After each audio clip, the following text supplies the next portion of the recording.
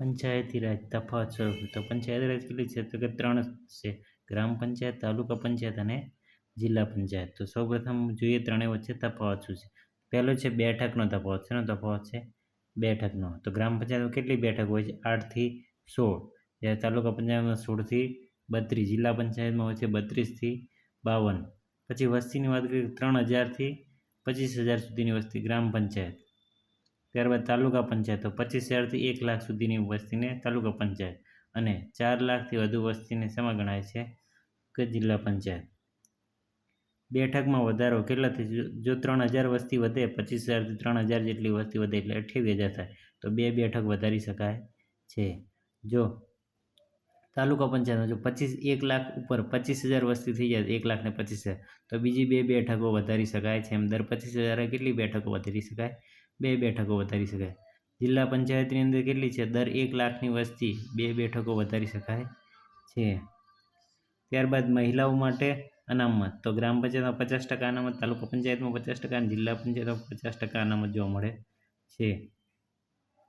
OBC બક્ષીપંચની અનામત કેટલી છે? ગ્રામ પંચાયતમાં 10%, તાલુકા અને જિલ્લા ત્રણેયમાં કેટલું છે? 10%.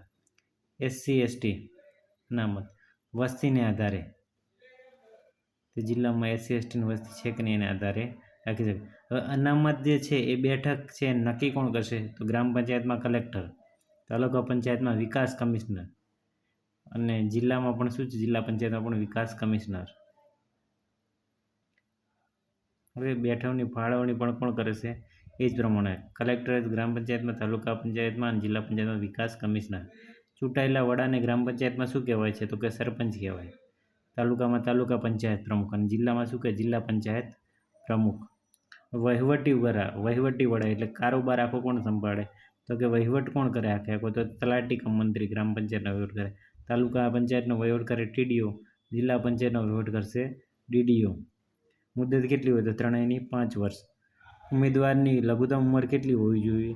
તો કે એની છે 21 વર્ષ. બીજી ઉમેદવારની યોગ્યતા કેટલી હોવી જોઈએ? 21 વર્ષની સાથે સાથે શું અસ્થિર મગજનો ન હોવો જોઈએ, નાદાર ના હોવો જોઈએ, એટલે કોઈ ફ્રોડ કરી પૈસા લઈને ભાગી ગયેલો ના હોવો જોઈએ, 2 થી વધુ બાળક ના હોવા જોઈએ, સરકારી પંચાયતનો કર્મચારી ના હોવો જોઈએ, અને લોકપ્રતિનિધિ ધારા અનુસાર 2 વર્ષથી વધુ જેલની સજા થયેલી ન હોવી જોઈએ, અને મુખ્ય વસ્તુ તેની પાસે શૌચાલય હોવું જોઈએ.